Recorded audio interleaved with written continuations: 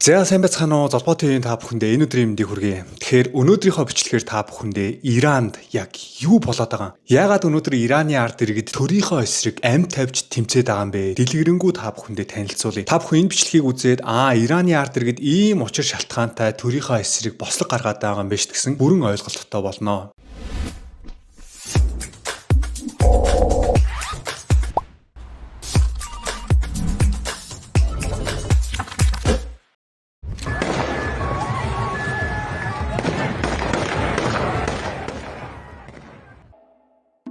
За Иранд яг юу болоод байна вэ? Иранд 2 дахь 7 хоногтоо үргэлжилж буй эсэргүүцлийн жагсаал улам ширүүссээр байна. Албан бус их сурвалжуудын мэдээлснээр наад зах нь 500 хүн амиа алдаж, зарим гадаадын хэвлэлүүд амиа алдсан хүний тоо 2000-аас давсан байж болцшгүй хэмээн мэдээллээ. Харин Ираны засгийн газар хиймэл дагуулын холбоо олон улсын утас, интернетийг бүрэн хаасан тул яг юу болж байгааг дэлхийн нийт тодорхой мэдэх боломжгүй. Жинхэнэ аимшигт дүр зураг гадагш алдагдахгүй байгаа юм байна. За тэгвэл яагаад Иранд гинт ийм том эсэргүүцэл гарсан юм бол түүнчлэн Трамп үнэхээр цэргийн оролцоо хийх гэж байна уу? Өнөөдрийнхөө бичлэгээр та бүхэндээ дэлгэрэнгүй ярьж өгье. 1 сарын 11-нд Ираны 28 настай эмэгтэй сэтгүүлч Их Британий The Guardian сонин сэтгүүлийн байгууллага руу залгаж хүн итгэхийн аргагүй мэдээг хүргэжээ. Цэргүүд жагсагчдын толгоор нь ойлж байгаад буудаж байна. Гудамж цусаар дүүрж асар олон хүний амь үрэгдэж байна. Би маш их айж байна. Иран улсад тусламж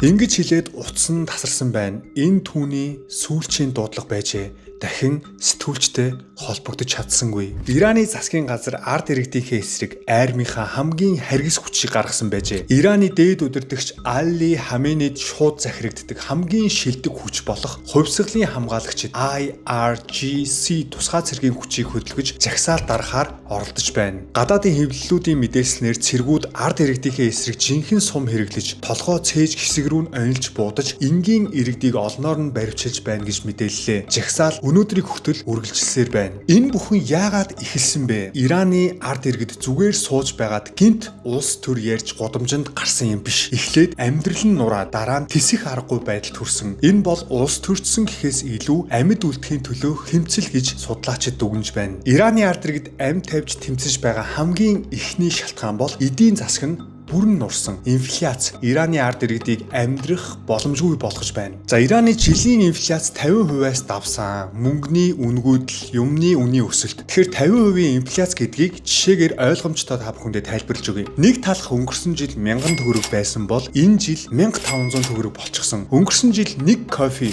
2000 төгрөг байсан бол энэ жил 3000 төгрөг болчихсон. Өнгөрсөн жил сая төгрөгөөр сар амьдраад болоод байдаг байсан бол энэ жил сая 500 мянган төгрөг байхгүй бол 10 хоног хоосон хондог болсон. За дээрэс нь авч байгаа цалин нэмэгдээгүй, эсэргээрээ татвар нь нэмэгдсэн. Энгийн улсад инфляц жилдээ 2-5% байвал хэвийн гэж үздэг бол 50% гэдэг бол амьдрах боломжгүй болсон гэж харж болно. За ард иргэд нь хадгаламж хийж мөнгө хураах ямар ч боломжгүй. Маргааш гих өдөр байхгүй. Өнөөдөр л авахгүй бол маргааш бүр үнэтэй болно гэсэн ойлголттой болдог. Та дансантаа 10 сая төгрөгтэй байсан гэж бодъё л доо. Гэтэл маргааш өглөө нь босоод ирсэн тэр мөнгөний чинь 5 сая байхгүй болчихсон гэж бодоод үзтээ. Ираны иргэд насаараа хадгалсан мөнгө минь зүгээр л агаарт ууршлаа гэж бухимдцааж байна. За Ираны үндэсний мөнгө реал 10 жилийн өмнөхтэй харьцуулахад 44 дахин унсан. Ираны мөнгө зүгээр л цаас болж хуурсан. Өмнө нь 1 сая реалаар 1 сарын хоол хүнсээ авдаг байсан бол өнөөдөр 2-3 хоногийн хоолооч авч чадахгүй хэмжээнд хүрчээ. За хоёрт гэвэл иргэдийн 30% нь ядууралд орсон. Судалгаагаар Иран иргэдийн 3.1-ээс илүү нь ядуу. Залуусын ажилгүйд 20% орчим. Зарим бүс нутагт залуучуудын хагас нь ажилгүй. Их сургууль төгссөн ч такси барина, хар зах дээр 8 хийн, эсвэл бүр ямар ч ажилгүй залуучууд Иранд дүүрч байна. За гуравт гэвэл төр засаг иргэдээ доромжилсан шийдвэр гаргасан. Эдийн засаг нь ингэтлээ унж сүрсэн байхад Ираны засгийн газар татварыг 62%-аар нэмнэ гэсэн төсөв зарласан. За энэ бол аль хэдийн өлсөөд үхэх гэж байгаа хүнд одоо бүр илүү өлс гэж хэлсэнтэй адил. За мэдээж ард иргэд нь маш их ууралж бухимдаад эсэргүүцсэн чинь яасан гэж. За тэгвэл 4 сарын турш хүн бүрт сард $7 өгье гэж доромжилсан байгаа. $7 гэдэг нь нэг аяг кофеж авахд өрөхгүй мөнгө гэж боддоо. Энэ бол зүгээр л доромжлол байсан. За дөрөвт гэвэл Ираны ард иргэд ирээдүгээ олж харахаа болсон. Иранд өнөөдөр байр авах боломжгүй, бизнес эхлүүлэх боломжгүй, гадагшаа явах боломжгүй, үзэл бодлоо чөлөөтөө илэрхийлэх боломжгүй. Өдрөөс өдөрт зээлээс зээлийн хооронд амьдардаг. Ирээдүй бүхэл маргаашигч бодох сэхээгүй. Ираны иргэд ингэж амьдарч байхаар тэмцэж байгаад үхсэн дэр гэж бодцоох болсон. Худалдаачид, жижиг дунд бизнес эрхлэгчид, эдийн засгийн гол тулгуур давхраг, засгийн газрын уламжлалт дэмжигчид гудамжинд гарч дараа нь оюутнууд, залуус, эмэгтэйчүүд гээд Иран даяар гарч ирж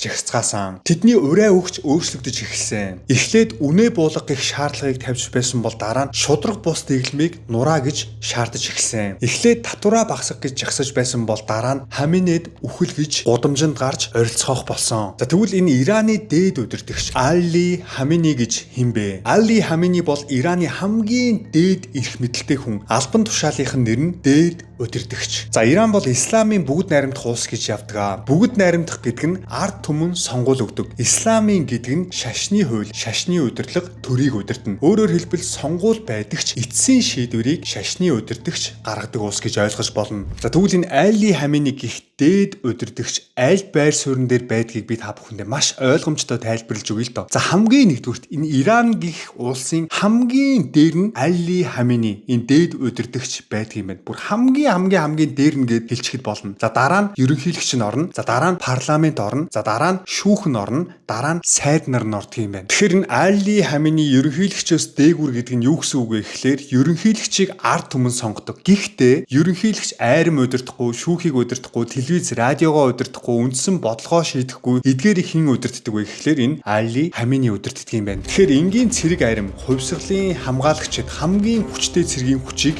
шууд Али Хаминид захирагдана гэж ойлгож болно. Хэрвээ Али Хамини хүсвэл цэргүүдээ гаргана, жагсаалыг дарна, хүмүүсийг баривчлна. Тэр байтугай бүр цаазаар авах тушаалыг хүртэл Али Хамини өгдөг юм байна. За Али Хамини бол дээд зэргийн шашны удирдагч. Түүний хэлсэн үгийг бурхны хуулийг тайлбарлаж байна гэж итгэдэг. За тэрээр өөрийгөө бурхны төлөөлөгч гэж үздэг. Энэ маш чухал ойлголт. Али Хамини өөрийгөө би бурхан гэж хэлдэггүй ч гэсэн бурхан байхгүй үед бурхны хуулийг хэрэгжүүлэгч хүн би гэж үздэг юм байна. Иран түүнийг бурхныг орлох удирдагч гэж ойлгодог. За энэ бол маш аюултай тарих угаалтай. Учир нь хэн нэгэн түүнтэй маргуул зүгээр төрийн эсрэг биш, бурхны эсрэг маргасан болж шийтгүүлдэг. Эсэргүүцэгч бол гэмт хэрэгтэн, эсэргүүцэл бол нүгэл гэж тарих угаадаг. Иранд засаг, улс төрийг шүүмжлэх нь шашныг бурхныг шүүмжлэхтэй адил гэж үздэг учраас цаазаар авах тохиолдол их гардаг юм байна. Али Хамини 1939 онд төрсөн, одоо 87 настай. 1979 онд Пехлевийн хаант улсыг түлхэн унагсан, исламын хувьсгалыг удирдсан Хомейнигийн шав юм байна. Хомейни нас барсны дараа Ираны дээд удирдагчаар сонгогдсон тэрээр 90 сая иранчуудыг 40 орчим жил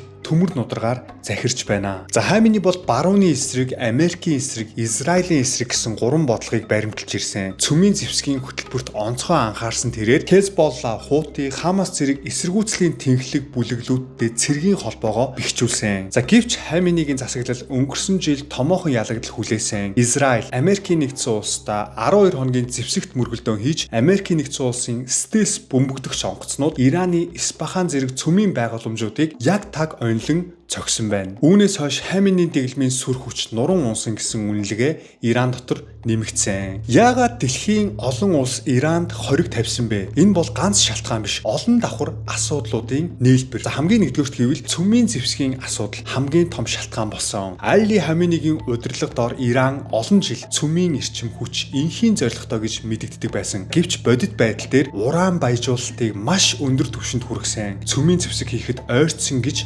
барууны орнууд үзсэн. Хэрвээ Иран цөмийн зэвсэгтэй болчихвол ойрхон орнуудын зэвсэгдлийн тэнцвэр алдагдана. Сауди Араб, Турк зэрэг улсууд ч цөмийн зэвсэг үйлдвэрлэнэ гэж дайрч эхэлнэ. За ингэснээр дэлхийд даяар шинэ цөмийн зэвсгийн уралдаан эхлэх эрсдэлтэй гэж үзээд Америкийн нэгдсэн улс, Израиль, Европын холбоо Ираны цөмийн хөтөлбөрийг эсэргүүцэж эхэлсэн. За хоёрт гэвэл Хаминигийн засаг эсэргүүцлийн тэнхлэг гэж нэрлэгддэг цэргийн бүлэглэлүүдийг дэмждэгтэй холбоотой. Иран дараах зэвсэгт бүлэглүүдтэй шууд холбоотой. Хезболла, Хути, Хамас эдгээр бүлэглэлүүд Америкийн нэгдсэн улс, Израилийн эсрэг зэвсэг хэрэглэдэг. Пуужин, дрон гэх мэт зэвсгээ Иранаас авдаг гэж барууны тагнуулууд мэдээлдэг юм байна. За үүний улмаас Иран террорист бүлэглэл дэмждэг улс гэсэн ангилалд орсон. Тийм болохоор олон улсаас санхүү, банк, зэвсгийн хоригууд тавьж эхэлсэн. За гуравт гэвэл хүний эрх дарамгуйлал. Иранд эмэгтэйчүүдийн эрх маш хатуу хязгаарлагддаг. Эсэргүүцэгчдийг буудаж, баривчилж, цаазаар авах тохиолдол их гардаг. Үүнээс болж Канада, Европын холбоо, Америкийн нэгдсэн улс хүний эрхийн хориг нэмж тавьсан. За тэгвэл яг ямар хоригуд тавигдсан бэ? Хамгийн ихэнд санхүүгийн хориг. Ираны банкуд олон улсын банкны системээс таслагдсан. Гадаад гүйлгээ бараг боломжгүй болсон гэж ойлгож болно. Хоёрт гэвэл газрын тосны хориг. Ираны гол орлого болох газрын тос экспортлохыг хориглосон. Экспорт огцом унсан. Гуравт гэвэл технологийн хориг. Онгоцны сэлбэг, үйлдвэрийн машин, эмнэлгийн нарийн тоног төхөөрөмж оруулж ирэхэд маш хэцүү болсон байна. За тэгвэл Трамп ямар байр суурьтай байгаа вэ? Цэрэг үү? Хэлэлцээ юу? Дональд Трамп жагсаал эхлэмэгт цэргийн оролцоо хийх боломжтой гэж мэдгдсэн. Мөн Ираны засгийн газар өөрсдөө бидэнтэй хэлэлцээ хийх санал тавьсан гэж өөрийн амаар хэлсэн. Харин Ираны зүгээс тайлбарлахдаа хэрвээ Америкийн нэгдсэн улс довтлол ойрох дорнод дахь Америкийн цэргийн баазууд Израиль хууль ёсны бай болно гэж анхааруулад байгаа. За тэгвэл одоо дэлхийн нийтээр энэхүү Ираны дарангуйллын систем дэглэмд нуран унах уу гэдэг дээр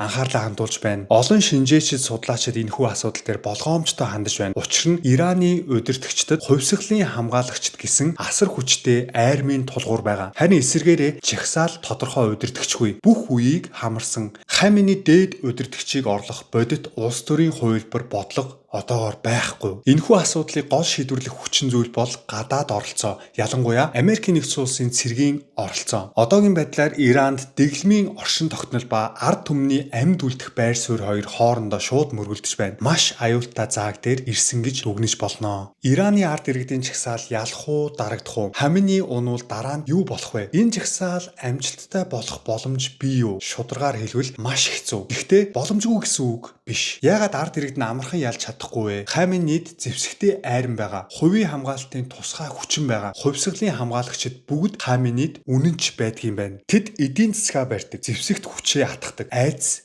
бий болгодог. Тиймээс жагсагчид олон байлаач зэвсэггүй бол амархан дарагдана. Гэхдээ энэ удаагийн жагсаал өмнөхөөсөө ялгаатай. Өмнө нь оюутнууд хотын залуусал гарч ирдэг байсан бол одоо худалдаачид, ажилчид, дунд насныхан, эмэгтэйчүүд, хөдөө орон нутаг бүгд хамарч амиа тавьж тэмцэж байна. Энэ бол зүгээр нэг хэсэг хүмүүсийн бухимдал биш. Бүх нийгмийн тесрэлт. Тэгвэл Хаминий унвал Иранд юу тохиолдох вэ? Хамгийн аюултай хэсэг эндээс эхэлнэ. Хэрвээ Хаминий гинт унвал нэгдүгээр хувилбар эмх замбраагүй байдал үүснэ. Тодорхой удирдагч байхгүй, сөрөг хүчний нэгдсэн лидер байхгүй, айрам дотроо хуваагдах магадaltaй болно. Лив, Сири шиг замбраагүй байдал үүсэх эрсдэлтэй. Хоёрдугаар хувилбар цэргийн дарангуйл. Хувьсгалын хамгаалагчид улсыг аварн нэрийдлэр ил тод цэргийн засаг тогтоож магадгүй. Энэ нь ардчлал биш, илүү хатуу дарангуйллыг авчрах боломжийг олгож байна гэсэн үг. За энэ хоёрдугаар хувилбар буюу цэргийн дарангуйл нь яг Солонгосын түүхэнд болж исэн процесстэй адилхан байгаас Пакчонгийн ерөнхийлөгчийг баруун гар нь буудаад алдсан чинь яла Чондуу хаан шууд цэргийнхаа хүчийг гартаа атгаж аваад ард иргэдээ дарангуйлж эхэлсэн шүү дээ. Яг тэрнтэй төстэй зүйл болно гэж анхааруулж байгаа байхгүй юу. За 3 дугаар хувилбар энэ бол хамгийн сайн гэхдээ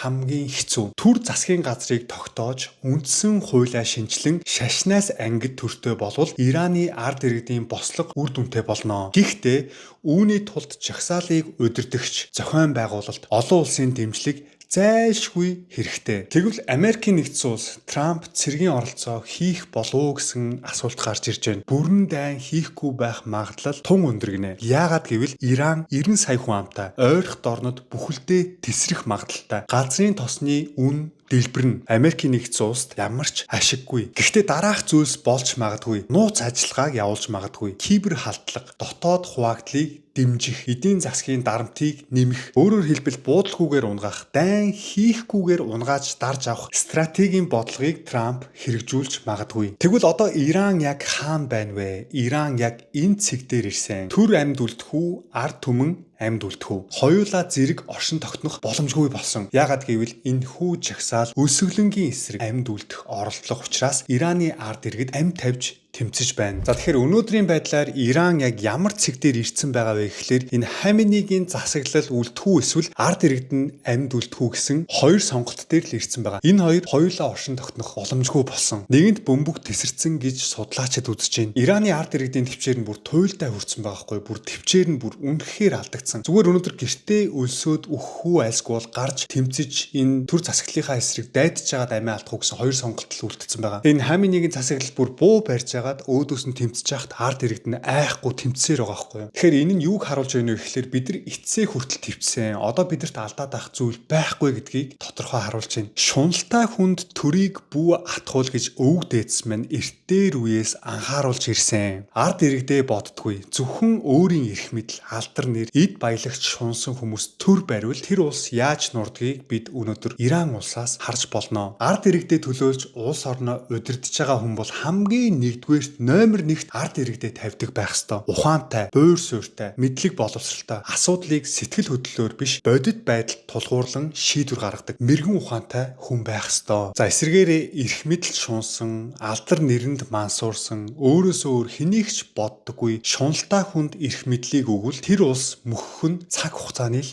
асуудал. Адольф Гитлер нэг удаа ингэж хэлсэн байдаг. Ард иргэд нь мунхаг байх нь улс төрчдөд хамгийн том аз завшаан юм. Яагаад ард иргэд нь ухаангүй байвал аль нь зөв, аль нь буруу гэдгийг ялгаж салгаж чадахгүй болно. Улсыг нь удирдаад аваад явж байгаа хүмүүс жинхэнэ ард иргэдээ гэсэн сэтгэлтэй хүмүүс байна уу? Айлсгүй зөвхөн өөрсдийгөө боддог чөтгөрүүд байна уу гэдгийг ерөөсөө ялгаж салгаж чадахгүй. Хэнийг сонгож байгаа, хинээр төр засгаа удирдуулж байгаа гэдгийг ч мэдэж чаддаггүй. За түүнчлэн хит шашинд авцсан хүн төр удирдах нь асар аюултай гэдгийг бид нар бас харж болно те. Яагаад гэвэл шашин шүтлэг гэдэг хүний сэтгэх эрх чөлөөг боомлдог, хүнийг зовоодог, асуудлыг шүүн тунгаан бодох биш сохроор даахад хүргэдэг. За эцэстээ шашин шүтлэг гэдэг хүмүүсийн тархийг угаагаад эсэргүүцэх чадваргүй болгоод дараа нь тэр хүмүүсийг өөрийнхөө эрхшээлд оруулж дарангуйлж эхэлдэг. За хэрвээ бид нар ухаангүй, мэдлэггүй аливаа асуудлыг хэд хоноол мартчихдаг. Хэрүүл маргаанд дуртай, үнний төлөө дуугардаггүй. Тэг сингсгээл өдөр хоногийг өнгөрүүлээд байвал нэг өдөр л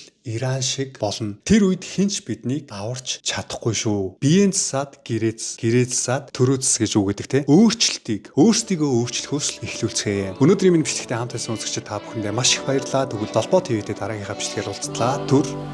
Бай.